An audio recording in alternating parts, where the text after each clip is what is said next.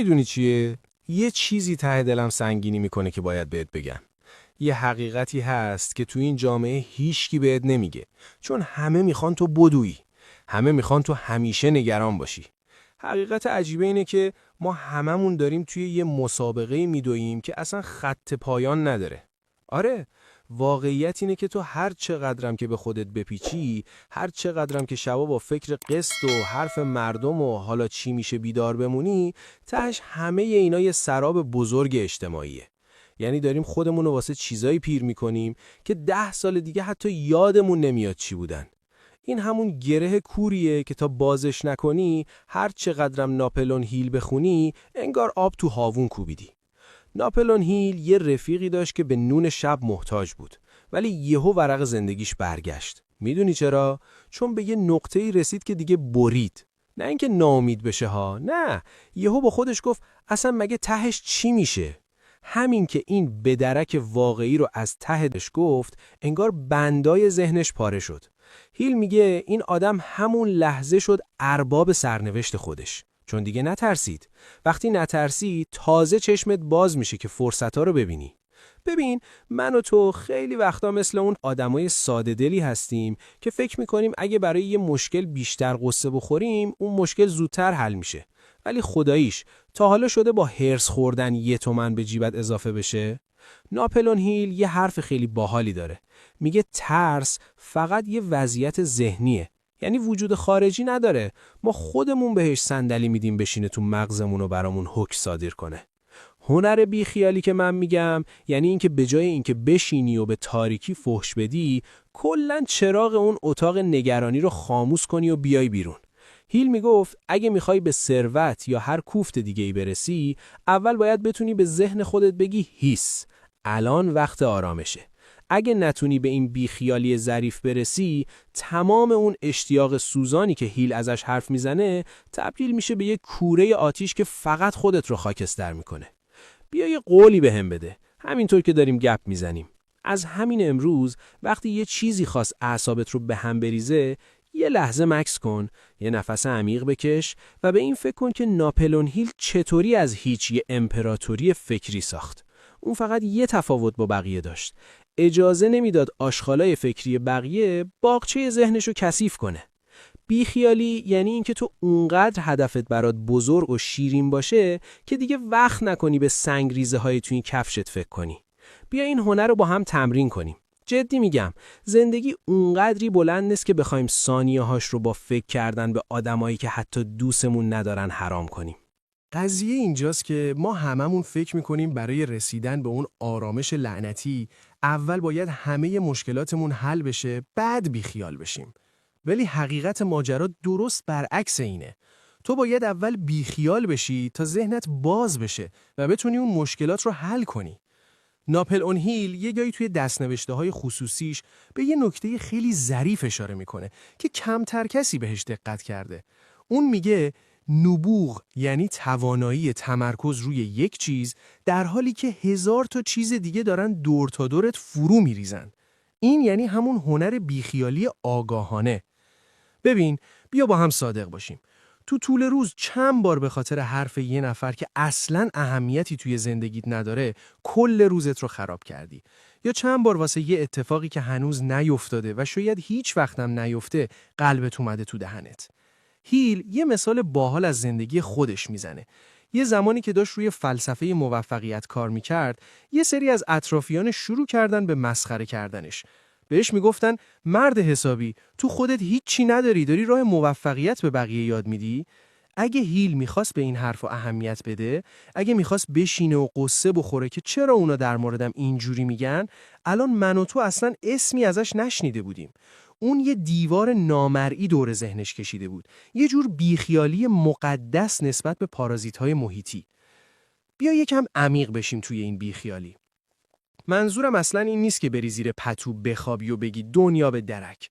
نه، منظورم اینه که اون باری که روی قلبت سنگینی میکنه رو زمین بذاری. هیل میگفت بزرگترین بدهکاری ما به خودمان ترسی است که از آینده داریم. تو فکر کن یه آدم چقدر باید به خودش ظلم کنه که نقد امروز رو به نسیه فردا بفروشه.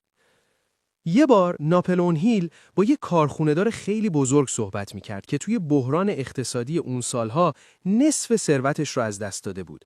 هیل ازش پرسید چطور هنوز میتونی بخندی و با این انرژی کار کنی؟ اون مرد یه جواب عجیبی داد.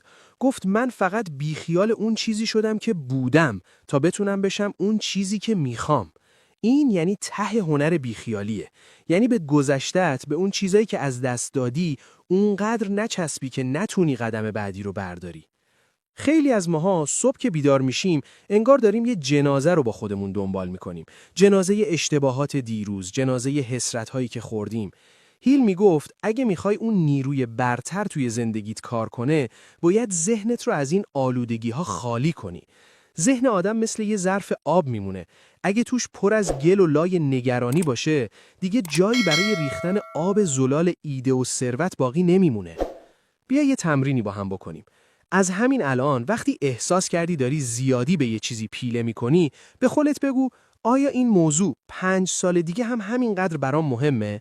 اگه نه، پس چرا داری الان براش اینقدر هزینه میدی؟ ناپلئون هیل معتقد بود که زمان با ارزشترین دارایی ماست و ما با اهمیت دادن به چیزای پوچ داریم این دارایی رو آتیش میزنیم. ببین، توی این مسیر تو با کلی آدم روبرو میشی که میخوان نگرانت کنن، که میخوان بهت ثابت کنن دنیا جای ترسناکیه، ولی تو یاد بگیر که یه فیلتر بیخیالی روی گوشات بذاری. هیل میگفت اراده یعنی انتخاب این که به چه چیزی فکر کنی. پس تویی که انتخاب میکنی به اون حرف تلخ فکر کنی یا به اون رویال شیرینی که قراره بسازیش. بیخیالی یعنی اینکه وقتی همه دارن میدوئن و فریاد میزنن، تو آروم بشینی و راه درست رو پیدا کنی. هیل همیشه تأکید میکرد که تصمیمات بزرگ توی آرامش گرفته میشن، نه توی هیاهو و استرس. پس اگه میخوای یه تغییر بزرگ توی زندگیت بدی، اول باید یاد بگیری که چطوری نسبت به چیزای کوچیک و بی‌ارزش سفت و سخت بیخیال باشی. این رو یادت باشه، تو یه موجود فوق‌العاده‌ای که قدرت خلقت داری. حیف نیست این قدرت رو خرج نگرانی بابت قضاوت آدمایی کنی که خودشونم توی تاریکی ذهنشون گم شدن. بیا جوری زندگی کنیم که هیل میگفت، با قلبی پر از اشتیاق و ذهنی پر از آرامش. ببین، یه چیزی رو دقت کردی؟ اکثر ماها جوری زندگی میکنیم که انگار توی یه اتاق شلوغ نشستیم و همه آدمای اون اتاق دارن سرمون داد میزنن. یکی میگه چرا پول نداری، یکی میگه چرا ازدواج نکردی، اون یکی میگه چرا فلان ماشین رو نخریدی. اما حقیقت ماجرا اینه که اصلاً کسی توی اون اتاق نیست. اینا همش صداهای ذهن خودمونه که فکر میکنیم بقیه دارن بهمون میگن. ناپلئون هیل یه تکنیک عجیبی داشت که بهش میگفت شورای خیالی. اون مینشست و توی ذهنش با آدمای بزرگ حرف میزد. اما نکته باحالش اینجاست که هیل قبل از اینکه اون آدما رو دعوت کنه، اول یاد گرفته بود چطوری ذهن خودش رو از هیاهوی نشنیده ها خالی کنه. بیا یکم در مورد این حرف بزنیم که چرا بعضی وقتا هرچی سفت در میچسبیم زودتر میبازیم. هیل توی یکی از سفرهاش با مردی آشنا شد که توی معدن طلا کار میکرد. این آدم سالها کنده بود و درست وقتی که فقط 1 متر با طلا فاصله داشت، خسته شد و ناامید شد و همه چی رو گذاشت و رفت. چرا؟ چون بیش از حد به نتیجه اهمیت میداد. اون آدم اگه یه ذره هنر بیخیالی داشت، اگه میگفت مهم نیست تهش چی میشه، من فقط دارم کارم رو انجام میدم و فقط به هدفش فکر میکرد، اون 1 متر آخر رو هم میرفت و به اون ثروت عظیم میرسید. مشکل ما هم همینه. ما اونقدر نگران اون 1 متر آخر هستیم که یادمون میره الان کلنگ دستمونه و داریم حرکت میکنیم. ناپلئون هیل میگه ثروت اول توی ذهن ساخته میشه. خب ذهنی که پر از ترس و لرزه مگه میتونه چیزی بسازه؟ تو وقتی بیخیال قضاوت این و آن میشی، تازه اون موتور اصلیت روشن میشه. هیل همیشه میگفت که ترس صرفاً یک محصول ذهنیه که ما با توجه بهش غذا میدیم. وقتی بیخیال ترس میشی، در واقع داری بهش گرسنگی میدی تا از بین بره. یه مثال دیگه برات بزنم. هیل یه بار با توماس ادیسون حرف میزد. فکر کن ادیسون 1000 بار شکست خورد تا تونست لامپ رو اختراع کنه. اگه ادیسون آدم حساسی بود، اگه با هر بار نشدن مینشست قصه میخورد که وای مردم چی میگن و چقدر پولم هدر رفت، همون دفعه دهم ول میکرد. ولی اون یه جور بیخیالی هدفمند داشت. اون میگفت من شکست نخوردم، فقط 10,000 راه پیدا کردم که کار نمیکنه.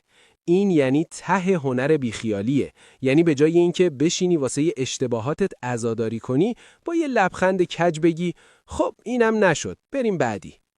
ناپلئون هیل معتقد بود که ذهن انسان یه ایستگاه فرستنده و گیرنده است. وقتی تو فرکانس ذهنت رو روی بیخیالی نسبت به ناامیدی تنظیم می‌کنی، پیام‌هایی رو دریافت می‌کنی که بقیه اصلاً نمی‌شنون. ایده‌های پولساز، روابط قشنگ و حال خوب، همشون دنبال یه آدم آرام می‌گردن و نه یه آدم مضطرب. بیا جوری رفتار کنیم که انگار دنیا به ساز ما میرقصه، نه ما به ساز دنیا. هیل میگفت هر مصیبتی بذر یک سود معادل رو با خودش داره. پس حتی وقتی اوضاع بده، اگه بتونی یه ذره بیخیال باشی و با آرامش لای اون مشکلات رو بگردی، حتما اون بذر طلا رو پیدا میکنی. اصلا بیا از همین لحظه یه سد بسازیم جلوی افکار مسموم. هر کسی اومد ناامینت کنه، هر اتفاقی خواست اشکت رو در بیاره، فقط یه لحظه یادت بیاد که تو صاحب اختیار تنها قلمروی واقعی جهان هستی، یعنی ذهن خودت. جوری بی خیال حواشی باش که اصلاً وجود ندارن. این همون قدرتیه که هیل میگفت اگه کشفش کنی دیگه هیچ چیزی توی این کره خاکی نمیتونه جلوی تو رو بگیره. انگار یه شوخی بزرگ پشت این دنیا قایم شده که فقط آدمای باهوش رازشو میفهمن. این که تو هرچی بیشتر تلاطم داشته باشی، آب زندگیت گلالودتر میشه. ناپلئون هیل یه جایی میگه ثروت واقعی یه حالته، نه یه رقم بانکی. ماها اکثر اوقات جوری به داشته هامون یا نداشته هامون چنگ میزنیم که انگار اینا پاره ای از تن ما هستن، در حالی که هنر بیخیاری بهت میگه لذتش رو ببر ولی بهش وابسته نشو. چون وقتی به چیزی زنجیر میشی، اون چیز صاحب تو میشه، نه تو صاحب اون. ناپلئون هیل یه رفیقی داشت به اسم چارلز شواب که یکی از غول‌های صنعت فولاد بود. یه بار ازش پرسیدن چطوری وسط این همه بحران و از دست دادن پولهای کلان هنوز شبا راحت میخوابی؟ شواب جواب داد من یاد گرفتم که حساب بانکیمو از حساب آرامشم جدا کنم. هیل با دیدن این آدم فهمید که تسلط بر خویشتن یعنی همین، یعنی جوری بیخیال مادیات باشی که اگه یه شب باد اومد و همش رو برد، تو هنوز ته دلت بدونی که سازنده اصلی خودتی، نه اون پولها. هیل میگفت ذهن انسان هر چیزی رو که بتونه تصور و باور کنه میتونه به دست بیاره. حالا فکر کن اگه ذهن تو مدام درگیر این باشه که وای اگه فلان چیز رو از دست بدم چی؟ دیگه چطور میخواد روی به دست آوردن تمرکز کنه؟ تو وقتی بیخیال باختن میشی تازه جرأت بردن پیدا میکنی. هیل یه مفهومی داشت به اسم ارتعاش فکری. اون معتقد بود نگرانی یه ارتعاش ضعیفه که فقر رو جذب میکنه، ولی بیخیالی توأم با ایمان یه ارتعاش قویه که درهای نعمت رو باز میکنه. این رو از من داشته باش، زندگی مثل یه بازی شطرنجه که حریفت روبرود نشسته و منتظر ببینه کجا دستت میلرزه. هیل توی کتاباش تأکید میکرد که تردید تنها چیزیه که میتونه یه امپراتوری رو نابود کنه. وقتی تو نسبت به قضاوت دیگران بیخیال میشی، در واقع داری به حریفت میگی که هیچ حرکتی نمیتونه تو رو از پا در بیاره. بیا از همین ثانیه جوری قدم برداریم که انگار تمام ثروت‌های دنیا توی دستای ماست و ما فقط داریم برای سرگرمی بازی میکنیم. اینجوری نه تنها حال دلت خوب میشه، بلکه به طرز عجیبی میبینی که همون موفقیت‌ها دارن دومال تو میدوهن، چون کائنات عاشق آدماییه که رها هستن و به هیچ چیزی جز قدرت درونی خودشون تکیه نمیکنن. هیل همیشه میگفت اراده تو تنها فرماندهیه که هیچ کس نمیتونه عزلش کنه. پس این فرمانده رو با نگرانی‌های پوچ ضعیف نکن. ایده عجیبیه نه؟ اینکه دقیقاً همون لحظه که دست از تلاش عصبی برمیداری درها باز میشن. انگار زندگی مثل یه آهنربای لجبازه. هرچی بیشتر بهش التماس کنی بیشتر ازت فرار میکنه. ناپلئون هیل یه حقیقتی رو کشف کرد که شاید تلخ به نظر بیاد، ولی نجات دهنده است. اون میگفت اکثر مردم اونقدر سرگرم محافظت از دارایی‌های کوچیکشون هستن که یادشون میره فضایی برای ورود ثروت‌های بزرگ باز کنن. این یعنی همون گره کوری که خیلی ها توی زندگی دارن. چسبیدن به اون چیزی که هست و ترس فلج کننده از این که اگه همینم بره چی؟ بذار برات از یه تجربه خاص بگم که هیل توی جلسات خصوصیش با آدمای تراز اول دنیا بهش رسید. اون متوجه شد که این آدما وقتی با یه بنبست بزرگ روبرو می شدن، برخلاف آدمای معمولی که شروع می کنن به جز کردن و دست و پای الکی زدن، یهو می رفتن سراغ یه کار کاملاً بی ربط. مثلا می رفتن باغبونی می کردن یا روی صندلی راحتیشون لم می دادن و به ابرها نگاه می کردن. این بیخیالی ظاهری در واقع یه جور تکنیک مهندسی ذهن بود. اونا میدونستن که وقتی آگاهانه به مشکل بی‌محلی میکنی، به ناخودآگاهت اجازه میدی که توی سکوت راه حل رو پیدا کنه. هیل این رو ارتباط با هوش لایتناهی مینامید. یعنی تا وقتی که تو با نگرانی داری داد و بیداد میکنی، صدای اون هوش برتر رو نمیشنوی.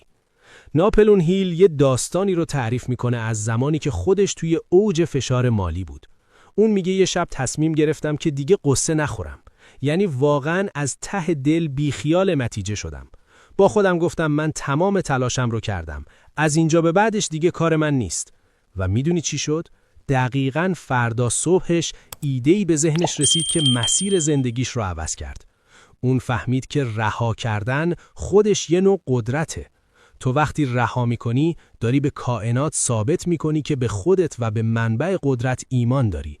آدم ترسو هیچ وقت نمیتونه بیخیال باشه. پس بیخیالی یعنی اوج شجاعت. حالا بیا این رو توی زندگی روزمرت پیاده کن. فکر کن اون پولی که طلب داری و نمیدن یا اون پروژه‌ای که گره خورده یه کلاف کامواست. هرچی بیشتر با خشم بکشیش گرهش سفت‌تر میشه.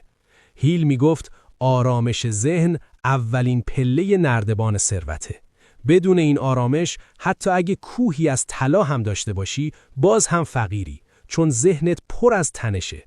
اصلا تا حالا به این فکر کردی که چرا وقتی یه چیزی رو دیگه نمیخوای یهو خودش میاد سمتت؟ چون اون موقع ارتعاش نیاز رو قطع کردی و رفتی توی فرکانس داشتن. یه موضوع دیگه‌ای که هیل روش خیلی تاکید داشت نفوذ محیطی بود. اون میگفت اطرافت رو پر کن از آدمایی که هنر بیخیالی رو بلدن. آدمایی که وقتی طوفان میشه به جای فرار کردن یاد گرفتن که چطوری زیر بارون برقصن. اگه دور و برت پر از آدمای استرسی باشه که مدام دارن اخبان بد و فرکانس منفی پخش میکنن، تو هر چقدر هم بخوای بیخیال باشی اونا مثل انگل انرژی تو میمکن. هیل معتقد بود که تو باید نسبت به نظرات منفی بقیه یک کری مطلق داشته باشی. جوری بیخیال حرفاشون بشی که انگار دارن به یه زبون دیگه‌ای حرف میزنن که تو اصلا نمیفهمی. خیلی وقتا ما فکر میکنیم با کنترل کردن همه چیز اوضاع بهتر میشه، اما هیل یه درس بزرگ به ما میده. بزرگترین کنترل رها کردن کنترله. وقتی میپذیری که نمیتونی همه آدما و همه اتفاقات رو تغییر بدی، یهو یه بار سنگین از روی شونه‌هات آفتا میفته. اون وقت سبک میشی، اونقدر سبک که میتونی پرواز کنی و از بالا به مشکلات نگاه کنی. از اون بالا مشکلات دیگه شبیه قولا نیستن، شبیه مورچه هایی هستن که دارن برای خودشون میدوئن. این رو یادت باشه، هنر ظریف بیخیالی یعنی انتخاب این که چه چیزی ارزش جنگیدن داره و چه چیزی فقط داره وقتت رو تلف میکنه. اکثر چیزایی که الان داری براشون هرس میخوری، یک سال دیگه حتی یادت هم نمیاد که چی بودن. پس بیا از همین الان جوری رفتار کن که انگار ته قصه رو خوندی و میدونی که همه چی به نفع تو تموم میشه. وقتی این رو باور کنی، اون وقت یه لبخند واقعی روی لبت میشینه که هیچ طوفانی نمیتونه پاکش کنه. هیل همیشه میگفت هر چیزی که ذهن بتونه تصورش کنه، میتونه خلقش کنه. پس بیا یه دنیای آروم و بیخیال برای خودت تصور کن تا همون برات خلق بشه. گاهی وقتا قشنگترین کاری که میتونی برای خودت انجام بدی اینه که هیچ کاری نکنی. عجیبه نه؟ ناپلئون هیل یه رفیقی داشت که از بزرگترین سرمایه‌گذارای وال استریت بود. این آدم یه عادت خیلی باحال داشت. هر وقت بازار به هم میریخت و همه داشتن با سر میدویدن که سرمایه‌شون رو نجات بدن، اون کتشو بر می‌داشت و میرفت توی پارک روی نیمکت می‌نشست و به کبوترها دونه میداد. وقتی هیل ازش پرسید مرد حسابی، دنیا داره زیر و رو میشه، تو چطور اینقدر بیخیالی؟ اون مرد با یه آرامش خاصی گفت هیل، من اگه الان اونجا بمونم ترس بقیه به منم سرایت میکنه و اون وقت تصمیمی میگیرم که کل زندگیمو نابود میکنه. من اینجا نشستم تا یادم بیاد که دنیا خیلی بزرگتر از اون اعدادیه که روی مانیتور بالا و پایین میشن. این یعنی دقیقاً همون چیزی که هیل بهش میگفت تخیل سازنده. تو وقتی آگاهانه بیخیال شلوغی دور و برت میشی، داری به مغزت فرصت میدی که از حالت تدافعی در بیاد و بره روی حالت خلاق. ببین، اگه تو مدام نگران این باشی که فردا چی میشه، داری انرژی حیاتی خودتو هدر میدی. هیل میگفت انرژی ذهن محدوده.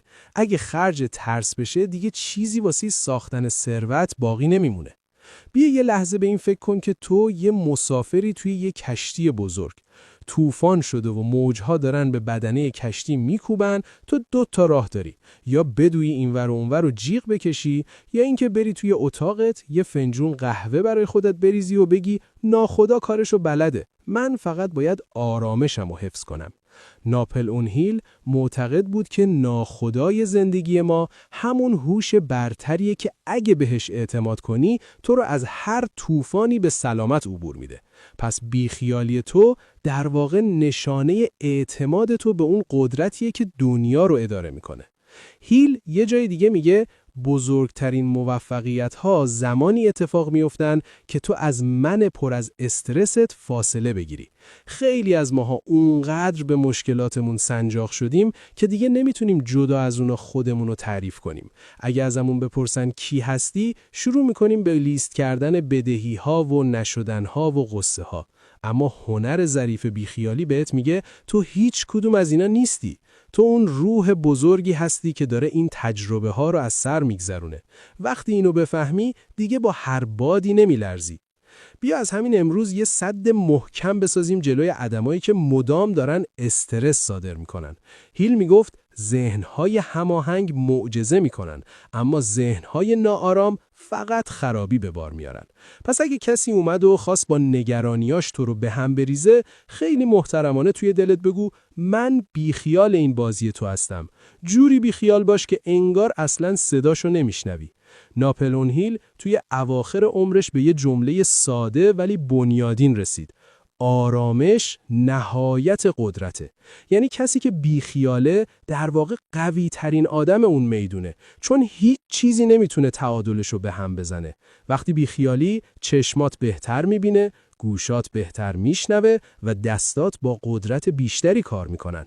پس رفیق، بیا جوری زندگی کنیم که انگار همین الان هم به همه آرزوهامون رسیدیم. وقتی این حسو داشته باشی، دیگه اون حرص و ولع سمی از بین میره و جاشو یه آرامش عمیق میگیره. این همون جادوییه که هیل میگفت تمام درهای بسته رو باز میکنه. بی خیال قصه هایی که هنوز نیومدن باش و از همین لحظت لذت ببر. ایده عجیبیه که آدم هرچی بیشتر به یه چیزی پیله میکنه، اون چیز ازش فراری‌تر میشه. انگار دنیا یه جور مستی درونی داره که فقط وقتی باش رفیق میشی که دست از تلاطم برداری. ناپلئون هیل یه جایی از زندگیش به یه بنبست عجیبی خورده بود. تمام نوشته‌هاش توی یه آتش سوزی خاکستر شد. فکر کن سالها تحقیق و مصاحبه با غول‌های دنیا توی یه شب غیب شد. اطرافیانش فکر می‌کردن هیل سکته می‌کنه، اما اون چیکار کرد؟ ایستاد جلوی اون آتیش و گفت خب تمام اشتباهات منم با این کاغذها سوخت، حالا با یه ذهن سفید و بیخیال از نو شروع می‌کنم. این همون نقطه تماس هنر بیخیالی با قدرت مطلقه. بذار یکم بازش کنم. هیل معتقد بود که ما یه نیروی حیاتی داریم که اگه صرف قصه خوردن بشه فاسد میشه. اون میگفت بسیاری از مردم قبر خودشون رو با فکر کردن به نشدنها متر میکنن. یعنی تو وقتی بیخیال نشدن میشی، تازه داری به شدن فرصت میدی که خودشو نشون بده. ناپلئون هیل یه مفهومی داشت به اسم ذهن آرام و متمرکز. اون میگفت ذهن مثل یه برکه آبه. اگه مدام سنگ نگرانی توش بندازی، لای تهش میاد بالا و دیگه هیچی نمیبینی. اما اگه بیخیال بشی و بذاری آب ساکن بمونه، مرواریدهای ایده رو ته برکه میبینی. یه بار هیل با هنری فورد گپ میزد. فورد یه جمله تاریخی بهش گفت که قشنگ مرز بیخیالی رو معلوم میکنه. گفت هیچ چیزی سخت نیست اگه بتونی به قطعه های کوچیک تقسیمش کنی و بیخیال بزرگی کل مسیر بشی. این یعنی تمرکز روی الان و بیخیالی نسبت به تموم شدن. ماها قصه تموم نشدن کارا رو میخوریم و همین قصه باعث میشه اصلا شروع نکنیم. هیل میگفت منتظر نمون که زمان مناسب برسه. همین جایی که هستی با هر چی داری شروع کن و بیخیال نواقص باش. ببین توی این مسیر تو ممکنه با آدمایی روبرو بشی که مدام میخوان بهت ثابت کنن که داری اشتباه میکنی. هیل یه توصیه خیلی باحال داره. اون میگه نظرات بقیه ارزونترین جنس بازاره. پس چرا تو داری براش بهای سنگین آرامشت رو میدی؟ هنر بیخیالی یعنی جوری از کنار این حرفا رد بشی که انگار داری یه موسیقی بی‌معنی میشنوی. نذار این ارتعاشات منفی فرکانس ثروتساز ذهنت رو به هم بزنه. ناپلئون هیل همیشه میگفت که شک مثل یه موریانه است که پایه‌های قاچ آرزوهات رو میخوره و تنها راه کشتن این موریانه بیخیالی مطلقه. وقتی بیخیال شاید نشه بشی، راه برای حتما میشه باز میشه. این یه قانون کیهانیه، نه یه شعار انگیزشی.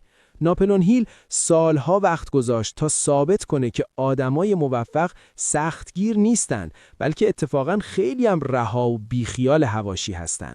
اونا فقط روی خواستشون قفل میکنن و بقیه چیزا رو به دست باد میسپارن.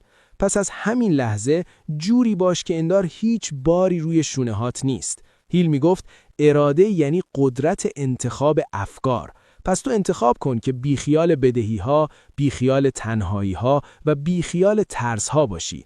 نه به خاطر اینکه اینا وجود ندارن، بلکه به خاطر اینکه تو بزرگتر از همه اینایی. وقتی سبک باشی، اوج میگیری و وقتی اوج بگیری، دیگه کسی دستش به تو نمیرسه. بیا یه زاویه جدید رو باز کنیم که شاید تا حالا بهش دقت نکرده بودی.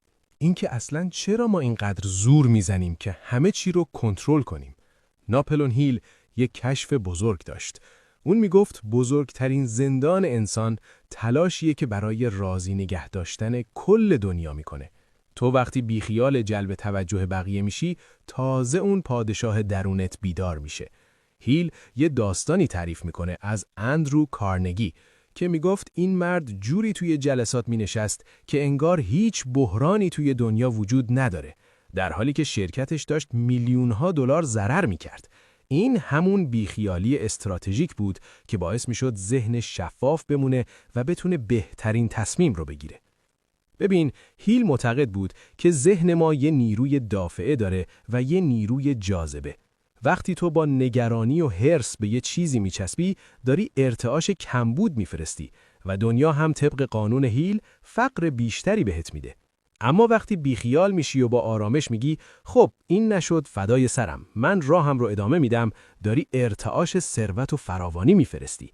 هیل میگفت موفقیت به دنبال کسی میدوه که ازش فراریه، نه کسی که بهش التماس میکنه. این یعنی اگه میخوای دنیا به سازت برقصه، باید اول یاد بگیری که چطوری نسبت به نتیجه بیخیال باشی.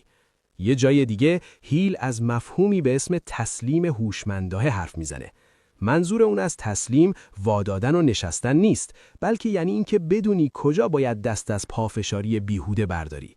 هیل میگفت گاهی وقتها کوتاه اومدن از یک مسیر اشتباه بزرگترین پیروزیه. اما ما چون میترسیم بقیه بگن کم آوردی، مدام توی اون چاه دست و پا میزنیم. هنر ظریف بیخیالی بهت جرأت میده که بگی اشتباه کردم، بیخیالش، از نو شروع میکنم. و همین جرأت راه رو برای اون اشتیاق سوزانی که هیل میگفت باز میکنه. ناپلئون هیل یه تمرین باحال داشت. اون میگفت هر شب قبل خواب تمام نگرانی‌های اون روزت رو بنویس روی یک کاغذ و بعد اون کاغذ رو مچاله کن و بنداز دور. این یعنی داری به ناخودآگاه دستور میدی که من بیخیال اینا شدم. تو برو دنبال راه حل بگرد. هیل معتقد بود که وقتی تو با ذهن آروم و بیخیال میخوابی، هوش لایتناهی توی خواب بهت ایده میده. اما اگه با استرس بخوابی، فقط کابوس بدهکاری میبینی. حالا بیا رو راست باشیم. تو چقدر از انرژی هر روزت رو صرف فکر کردن به آدمایی میکنی که اصلاً براشون مهم نیستی؟ هیل میگفت شخصیت تو اون چیزیه که وقتی هیچ کس نگاهت نمیکنه هستی. پس بی خیال این شو که بقیه چطوری تو رو قضاوت میکنن. جوری زندگی کن که خودت با خودت حال کنی. هیل سالها تحقیق کرد تا بفهمه که ثروتمندترین آدمای دنیا اتفاقاً بیخیالترین آدما نسبت به حواشی هستن. اونا فقط یه هدف دارن و بقیه یه چیزا براتون مثل دود هواست. پس از همین لحظه جوری رفتار کن که انگار هیچ تکلیف نانوشته‌ای توی دنیا نداری. هیل میگفت ایمان پادزهر ترسه و بیخیالی تو بالاترین نوع ایمانه. یعنی تو اونقدر به قدرت درونی خودت مطمئنی که دیگه نیاز نداری برای هر چیزی هرس بخوری. سبک باش، بیخیال باش و بذار کائنات کارش رو انجام بده. وقتی دست از کنترل برداری، میبینی که همه چی خیلی قشنگتر سر جای خودش قرار میگیره. انگار هرچی بیشتر واسه گره های زندگی دندون میزنی، اون گره سفت‌تر میشه. ناپلئون هیل یه جایی میگه نبوغ یعنی توانایی ساده کردن پیچیدگی ها و تو هیچ جوری نمیتونی زندگی رو ساده کنی مگر اینکه هنر بیخیالی رو ملکه ذهنت کرده باشی. هیل یه مفهوم خیلی عمیق داره به اسم نیروی عادت کیهانی. اون میگفت اگه تو عادت کنی که هر روز با تنش و نگرانی بیدار بشی، کائنات هم برات موقعیتایی میسازه که اون تنش رو بیشتر حس کنی. اما اگه آگاهانه بیخیال اون استکاکای روانی بشی، یهو میبینی که چرخ دنده های زندگی دارن با روغنکاری آرامش خیلی نرمتر میچرخن. این همون رازیه که هیل از زندگی آدمای فوق موفق کشف کرد. اونا جوری بیخیال حواشی میشدن که انگار اصلاً وجود ندارن. بیا یکم در مورد پذیرش حرف بزنیم، چون هیل معتقد بود که بیخیالی واقعی از دل پذیرش میاد. اون میگفت هر چیزی که نمیتونی تغییرش بدی رو ببوس و بذار کنار. ماها چقدر از انرژیمون رو صرف جنگیدن با گذشته‌ای میکنیم که حتی یه ثانیه‌اش هم بر نمیگرده. هیل توی مصاحبه‌هاش با آدمای بزرگ میدید که اونا وقتی یه اشتباه چند میلیون دلاری میکردن، به جای اینکه بشینن و خودشون رو سرزنش کنن، با یه لبخند کج میگفتن خب این هزینه یادگیری من بود و بلافاصله بیخیال اون باخت میشدن تا بتونن روی برد بعدی تمرکز کنن. اگه تو نتونی بیخیال اشتباهات دیروزت بشی، دستات اونقدر سنگین میشه که نمیتونی فرصت امروز رو قاب بزنی. هیل همیشه میگفت که حسرت سمی‌ترین ارتعاشیه که یه آدم میتونه داشته باشه، چون تمام درهای الهام رو به روی مغز میبنده. از طرفی هیل تأکید داشت که ذهن تو مثل یه آهنربای غوله. اگه با بیخیالی و آرامش پرش کنی، چیزای خوب رو جذب میکنه. اون میگفت ترس از فقر بدتر از خود فقره، چون ترس فلجت میکنه، ولی بیخیالی بهت جرأت حرکت میده. تو وقتی بیخیال قضاوت همسایه و فامیل و رفیق میشی، تازه اون طرح اصلی زندگیت رو پیدا میکنی. هیل معتقد بود که اکثر آدما نسخه کپی بقیه هستن، چون میترسن خودشون باشن و قضاوت بشن. اما تو بیا و جوری بیخیال این حرفا باش که انگار داری یه زبون مرده رو میشنوی. جوری روی اون اشتیاق سوزان درونت قفل کن که بقیه فکر کنن تو کر شدی. این همون راهیه که هیل میگفت تهش به پادشاهی مطلق بر سرنوشت ختم میشه. بذار یه نکته طلایی دیگه‌ام بهت بگم که هیل توی کتاب دینامیت ذهنی بهش اشاره کرده. اون میگفت شادی یه وظیفه است، نه یه انتخاب. یعنی تو وظیفه داری که بیخیال غم‌های زودگذر بشی تا بتونی اون فرکانس بالا رو حفظ کنی. اگه بذاری هر اتفاق کوچیکی حالتو بد کنه، یعنی هنوز صاحب اختیارت نیستی. هیل معتقد بود که آدم قوی کسیه که میتونه وسط آشوب برای خودش یه جزیره سکوت بسازه. پس بیا از همین حالا جوری به مشکلات نگاه کن که انگار یه مشت ابر گذرا هستن. ابرها میان و میرن، ولی آسمون ذهن تو همیشه باید صاف و بیخیال بمونه. وقتی این رو بفهمی، دیگه هیچ چیزی توی این دنیا نمیتونه لبخند رو از لبات بدزده. انگار هرچی به ایستگاه آخر این گپ زدنمون نزدیک میشیم، تازه میفهمیم که کل این بازی فقط یه تمرین ساده برای رها کردن بوده. ناپلئون هیل یه جایی میگه انسان تنها موجودیه که حق انتخاب مطلق افکارش رو داره، ولی باز هم ترجیح میده برده افکار بقیه باشه. حالا که 9 قدم رو با هم اومدیم، میخوام یه چیزی بهت بگم که شاید تمام معادلاتت رو به هم بریزه. هنر بیخیالی در واقع بالاترین سطح تمرکز روی خودته. وقتی تو بیخیال حواشی میشی، یعنی داری تمام اون انرژی حیاتی که هیل ازش حرف میزد رو میریزی پای گلدون خودت، نه علفای هرز باغچه دیگران. بیا یه نگاه متفاوت به این فصل آخر بندازیم.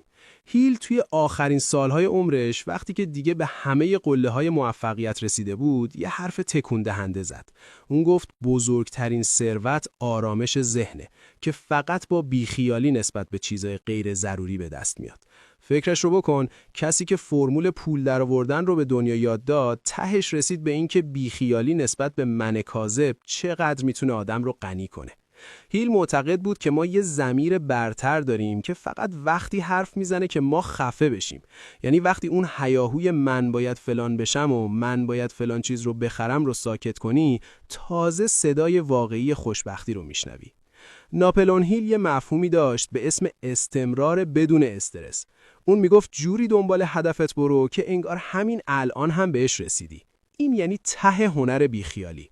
یعنی تو میدوی، عرق میریزی، تلاش میکنی، اما ته دلت اونقدر قرصه که اگه سنگ از آسمون بباره هم لبخند از لبات نمیره.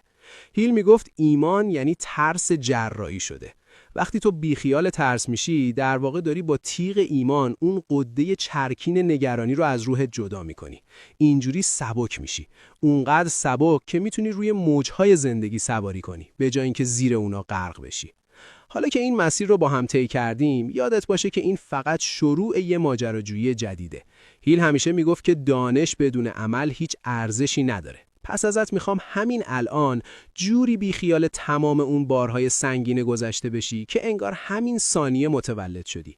جوری به فردا نگاه کن که انگار یه بوم سفید نقاشیه و تو با اون قلمموی آرامش و بیخیالی قرار زیباترین نقش عالم رو روش بکشی.